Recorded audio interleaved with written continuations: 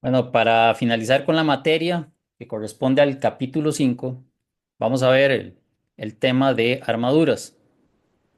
Entonces, ya sea por el método de las unidades o por el método de las secciones, son los últimos dos apartados, el 5.5 y el 5.6. Bueno, el 5.5 específicamente se refiere al análisis de armaduras por el método de las uniones. Ok, en el método de las uniones debemos analizar tanto las fuerzas externas aplicadas a la armadura. Recuerden, como cuando veíamos vigas o marcos, teníamos fuerzas externas, inclusive momentos aplicados sobre la viga o sobre el marco. Eso se transmitía todo a los apoyos. Teníamos oportunidad de poder calcular las reacciones en los apoyos para tres incógnitas nada más, ¿verdad? Fuera una combinación de un patín con una articulación o un empotramiento solo. Ok, entonces aquí va a pasar lo mismo. Tenemos que analizar esas fuerzas externas y cómo generan las fuerzas de reacción en los apoyos. Al igual que en las vigas y en los marcos, solamente podemos resolver para tres reacciones. Pero ahora, en este tipo de armaduras, tenemos varios elementos internos y todos unidos por articulaciones. Sabemos que ahí solo se va a generar fuerza axial, ya sea de tensión o de compresión. A diferencia de una viga o en un marco, en el caso de las articulaciones nos interesa saber cómo se transmiten las cargas internamente entre los elementos. Ya no solamente nos vamos a poner a calcular las reacciones, sino también cuál es la fuerza axial que se ejerce en cada uno de los elementos. ¿Ok?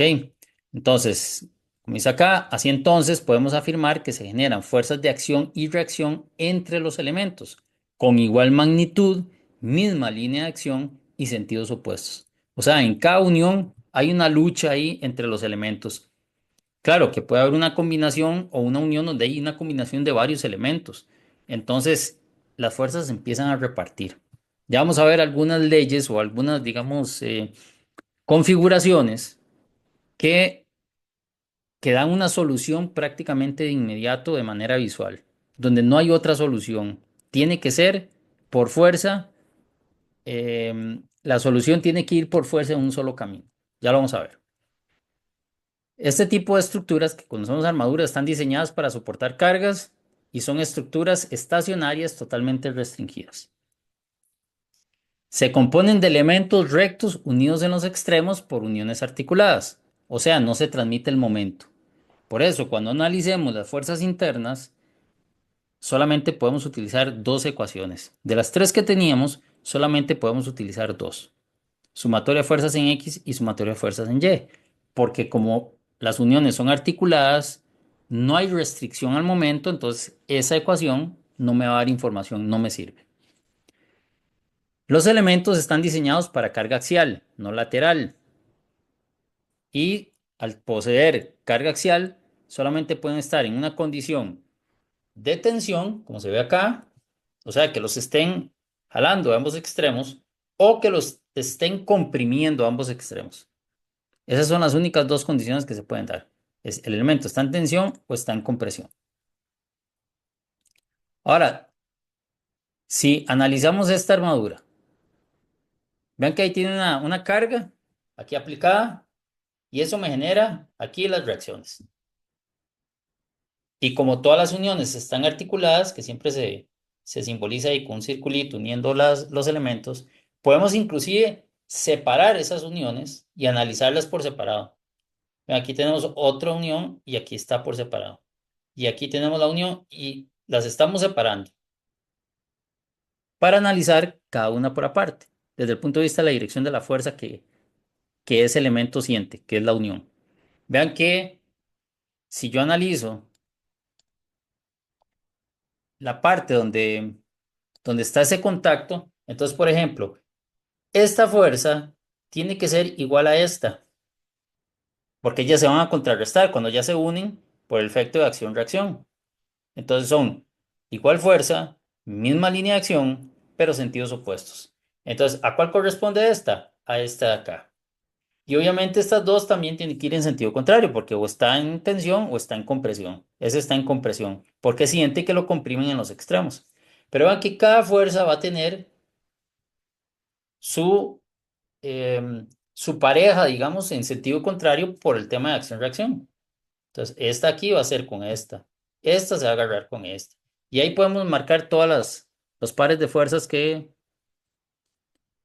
se neutralizan por el tema de acción-reacción. Ahí estamos separando todos los elementos y lo que siente cada uno. Y no solamente los elementos, sino también las uniones. Ok, entonces ese es un desglose de la armadura en todos sus elementos y en las uniones.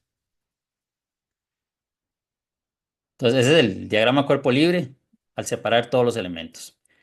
¿Qué otras características tienen las armaduras? Bueno, se conoce la dirección de la fuerza, por lo menos la línea de acción, porque sabemos que es a lo largo del eje del elemento, ya sea tensión o compresión. En este caso, no podemos hablar de direcciones exactamente, porque vean, si yo analizo, digamos, em, por ejemplo, este elemento acá, si yo analizo ese elemento, tengo esta fuerza que se va a entender con esta otra. Eso va a hacer que genere esta otra y esa se va a agarrar con esta de aquí abajo. Entonces al final como que los dos elementos están, también tienen que ir en sentido contrario. Entonces si yo veo un elemento, la fuerza va hacia la derecha, pero si veo el otro elemento, la fuerza está hacia la izquierda. Entonces realmente no, esa no es la dirección de la fuerza. Esa es cómo siente el elemento esa fuerza externa, que se convierte en una fuerza interna. Entonces, el problema es que depende del punto de vista o de donde yo ponga a analizar, la fuerza va a tener la dirección, a la derecha o a la izquierda. Si estoy en un elemento, va a ser a la derecha. Si estoy en otro elemento, está a la izquierda. Y sí, porque son acción-reacción.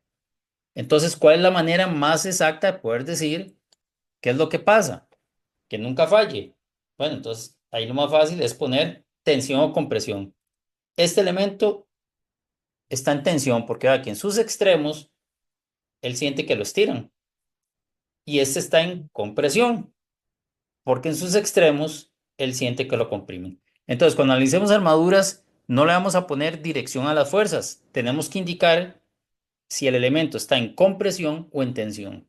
No indicamos flechas. En las reacciones sí. Aquí sí vamos a indicar. La reacción en B tiene tal magnitud y va para arriba. Ahí sí, porque las reacciones sí, sí tienen una dirección muy fácil de visualizar. Pero el elemento va a tener una dirección, perdón, la fuerza en el elemento va a tener una dirección que a veces es difícil de poder indicar si es a la derecha o a la izquierda porque va a depender del elemento o va a depender inclusive si estoy analizando la unión o algo así. Entonces es más fácil decir, bueno, si el elemento tiene fuerzas que lo tensan en sus extremos, pues está en tensión y si no en compresión. Entonces en este caso, el vector de la fuerza axial de los elementos lo vamos a indicar como tensión o compresión. Para que quedemos claros que aquí solamente le ponemos flechas de dirección a las reacciones, pero los elementos internos tenemos que indicar si están en tensión o en compresión. Un dato ahí ya geométrico es que si una armadura tiene n pernos, o sea, n uniones, existen dos n ecuaciones disponibles. ¿Por qué? Porque ya dijimos que hay dos ecuaciones por cada unión. En cada unión podemos aplicar sumatoria de fuerzas en X y sumatoria de fuerzas en Y. Entonces, si tenemos cinco uniones, bueno, digamos como este elemento, en esta armadura que tenemos una, dos, tres, cuatro uniones, entonces podemos tener ocho ecuaciones para resolver eso. ¿Ok? Porque es 2 por n. Y si la armadura se encuentra en equilibrio, todas las uniones deben estarlo también. Entonces podemos hacer un análisis de equilibrio en todas las uniones. Para una armadura simple, m es igual a 2n menos 3, donde m es la cantidad total de elementos. Entonces yo puedo saber que cuántos elementos, o sea, la relación entre elementos y uniones a través de esa ecuación. Que m es igual a 2n menos 3, donde m es la cantidad de elementos y n es la cantidad de uniones. Eso es un dato, digamos, adicional, interesante, pero no nos vamos a poner a calcular eso porque eso es muy obvio porque lo podemos ver directamente. Ahora, se recomienda el siguiente procedimiento para resolver armaduras: realizar el diagrama cuerpo libre, determinar las reacciones. A veces no las vamos a ocupar porque podríamos iniciar en un punto donde hayan tal vez solamente dos fuerzas y dos elementos, pero son casos especiales, ya vamos a ver. Dividir la armadura en elementos y dibujar las fuerzas que actúan en cada unión. Y utilizar las dos ecuaciones de equilibrio disponibles en cada una de las uniones. O sea, sumatoria de fuerzas en X, sumatoria de fuerzas en Y. Eso lo podemos aplicar en todas las uniones. Ahora sí, Condiciones especiales de carga. Véanlo por equilibrio. Si tenemos cuatro elementos, aquí tenemos dos alineados y otros dos alineados. Entonces la carga se va a transmitir entre ellos de manera directa. Lo que le haga este a este, el de abajo se lo va a devolver igual. Están alineados, es casi como un solo elemento. Entonces, cuando están así alineados, cada quien se entiende con su contraparte, porque se van a comportar como un solo elemento. Entonces, aquí vemos eso, que esta se vuelve eso como acción-reacción. Esas dos, ¿ok? Contra estas dos. O sea, esas dos se entienden entre ellas y las otras dos entre ellas. Y al final, como está en equilibrio, tiene que cerrarme un paralelogramo. O sea, la resultante es cero. Arranco la primera, voy y vuelvo al mismo punto. Significa que está en equilibrio. Ok, entonces, cuando tenemos cuatro elementos, dos alineados y otros dos alineados, entre ellos se pasan la carga así directo. Casi que ni hay que hacer cálculo. La fuerza que venía por este elemento va a ser la misma que acá. Y en los verticales también. Ahora, una vez que estamos diciendo eso, ¿qué pasa si la fuerza aquí es cero? ¿O qué pasa ahí si hay una carga aplicada directo en lugar de que haya un elemento? ¿Ok? Esto que estemos poniendo ahí sustituye a ese elemento que está ahí. Y a este le va a tocar asumir esa responsabilidad porque está alineado. Entonces, si la carga fuera P, pues este también va a ser P. Pero si la carga fuera cero, pues este entonces sería cero. Y es lo que llamamos un elemento de fuerza cero. ¿Por qué? Porque él está desalineado contra los otros dos y entonces no tiene participación, no puede ayudar. ¿Ok? Entonces, ya vamos a ver eso, porque es más fácil verlo de manera lógica con la siguiente imagen. Ok, esto era lo mismo. Lo que hice fue adelantar un poco la explicación. Si en lugar de ese cuarto elemento ahora lo que tenemos es una fuerza, bueno, entonces eso le va a tocar a este, porque a él le da lo mismo que pasó arriba, si hay un elemento empujando o fue una carga aplicada directamente. Entonces, sí, tiene toda la lógica. Entonces, este tiene que ser P. Pero si P es igual a cero, entonces este también es cero. Y es un elemento que yo podría quitar porque no está haciendo nada. Excepto si luego se induce una fuerza por un sismo o viento. Pero digamos, en una condición estática ese elemento yo lo puedo quitar porque no me está ayudando en nada porque es un elemento de fuerza cero. Y es lo que está explicado ahí. En el caso de una unión sujeta a tres elementos y una carga externa alineada con uno de los tres, las dos fuerzas internas que estén alineadas deben ser iguales. El otro elemento posee una carga interna igual y opuesta a la carga P. Eso provoca que si P es cero, entonces el elemento es un elemento que se llama elemento fuerza cero. Y esta condición, cuando hay dos elementos, la única manera que ellos se transmitan carga de uno a otro es si están alineados. Si no están alineados, recuerden que algo no vamos a poder satisfacer, porque digamos, si este tuviera una componente vertical y horizontal, sabemos que este tiene horizontal. Entonces, tal vez ellas se podrían entender, pero ¿quién se agarra con esa vertical? De ahí, ese elemento AB que está horizontal no puede porque él está completamente horizontal.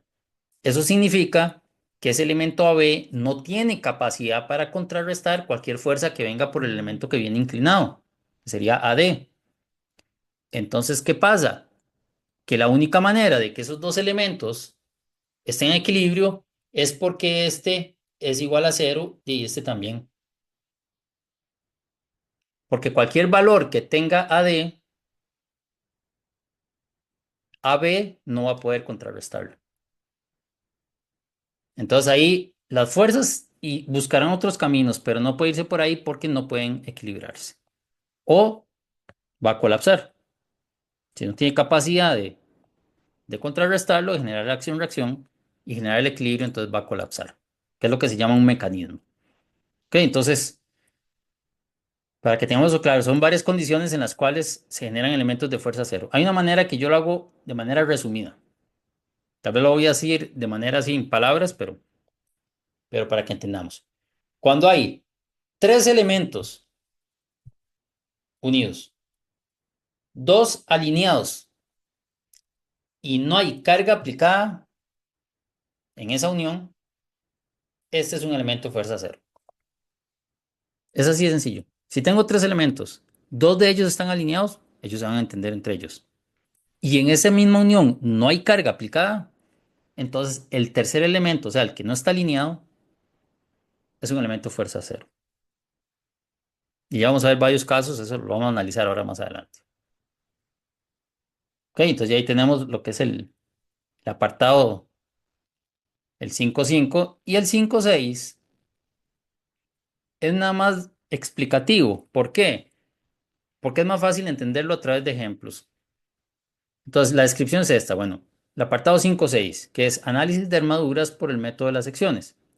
En este caso, este método es más práctico cuando se requiere determinar la fuerza interna de un elemento que se encuentra muy alejado de los apoyos o de otros elementos que nos aportan esa información inicial de análisis. Voy a ponerles un ejemplo. Imagínense que tenemos una grúa, no sé, vamos a ver. Imagínense una grúa así, y está aquí con estos apoyos. ¿Ok? Y tal vez hay una carga, que es la que nos genera todo. Aquí hay una carga grande. Bueno, aquí tenemos dos reacciones porque es una articulación, aquí tenemos una reacción porque es un patín. Y entonces me dicen que analice o que por favor calcule cuál es la fuerza en este elemento.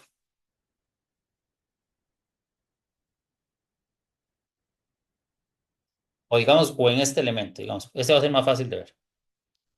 Y entonces me dice, de ahí, si voy por análisis por uniones, yo tengo que calcular primero las reacciones y luego irme analizando unión por unión, unión por unión. O sea, tendría que hacer un montón de cálculos para llegar hasta ahí. Y si arranco por acá, igual también. Tengo que analizar un montón de elementos para llegar al que me interesa. Entonces, ¿cuál es la ventaja con el método de las uniones? Que el método de las uniones, yo lo que hago es sencillamente corto la estructura y sale directo con sumatoria de momentos. En la mayoría de los casos, también puede haber combinación con otros. Entonces, ¿qué hago yo? Asumir como que todo esto es un solo bloque, como que si fuera una viga, una columna o algo así, y entonces ya vuelvo a recuperar la tercera ecuación. Lo trato como que si fueran reacciones. Solo puedo cortar tres elementos. O sea, por ejemplo, si yo tengo una estructura así, puedo hacer el corte aquí porque estoy cortando tres elementos. Lo máximo que puedo cortar son tres elementos. ¿Por qué? Porque solamente tengo tres ecuaciones. Sumatoria de fuerzas en X, sumatoria de fuerzas en Y y sumatoria de momentos. Esto es para el caso de las secciones, ¿verdad? En el anterior, que era de las uniones, ahí solo tengo dos por cada unión. Aquí vuelvo a recuperar la tercera porque estoy haciendo un corte y lo trabajo como si fuera algo rígido. Entonces, en el método de las secciones, que es este que estamos viendo acá, es muy útil cuando necesito saber un elemento por ahí que está muy alejado de los apoyos, donde hay fuerzas, donde hay información. Porque si no, tendría que hacer un montón de cálculos repetitivos y puedo ir directamente al punto, hago un corte que pase por tres elementos, uno de ellos es el que ando buscando. Y entonces ahí puedo hacer el cálculo directo. Eso lo vamos a ver con un ejemplo. Entonces, como la armadura completa se encuentra en equilibrio, es evidente que podemos asumir que cualquier segmento aislado también está en equilibrio. Entonces lo que hago yo es, hago un corte y puedo agarrar cualquiera de los dos lados del corte. O sea, si es una estructura horizontal, y para que quede más claro, si tengo algo así, y se me ocurre hacer un corte por acá, puedo analizar este lado izquierdo o este lado derecho. Al final da lo mismo. Siempre trato de usar el que sea más fácil porque algunos pueden tener más información o menos información. Entonces, entre menos cálculos hagas, mejor. El procedimiento se basa en realizar un corte a través de la estructura, en donde se deben atravesar solamente tres elementos, uno de los cuales tiene que ser el que estamos tratando de determinar.